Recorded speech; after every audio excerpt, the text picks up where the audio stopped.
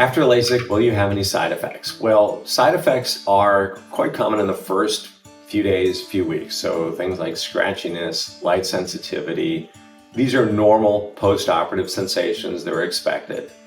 Symptoms like dry eye are also not unusual in the first week or two, but for nearly everyone, these symptoms are going to be gone by, say, 3 weeks. It's a rare person who's going to be experiencing these symptoms in a more significant way, but nearly always it will resolve within a few months. So is it possible it could be experienced on a long-term basis? Yes, but in my experience, that's exceptionally rare. Once in a while, a patient may need a touch-up or retreatment. So not everyone's going to have a perfect 2020 or 2015 result right out of the gate. So a small percentage of patients, and this is in the neighborhood of about 1% of patients, may need a touch-up. Depending on how that eye heals, despite the very accurate laser vision correction treatment, a patient may have a small correction that's slightly far-sighted, nearsighted, or there may be some astigmatism. And that could limit the vision slightly, so we can do an enhancement, essentially a retreatment to correct any residual refractive error. That's something that's more common with very large corrections.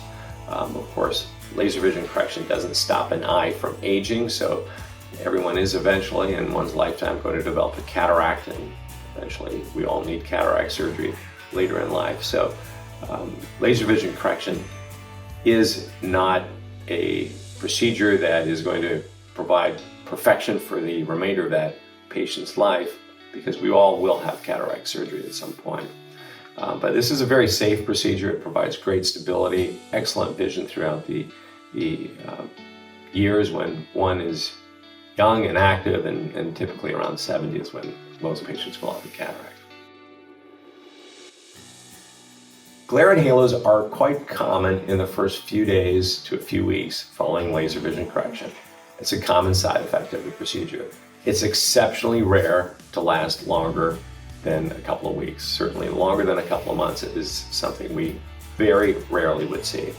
And why would that be experienced? Well, it could be something as simple as some dryness of the eyes causing the surface to be a little bit rough. It could be that there's a small residual correction, which could require correction with either laser vision correction touch-up, or for some patients it might be addressed with leaving a pair of glasses in the car for night driving.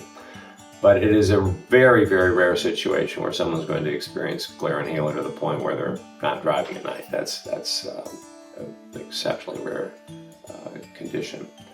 Does LASIK cause these symptoms? Well, it depends on what the cause is.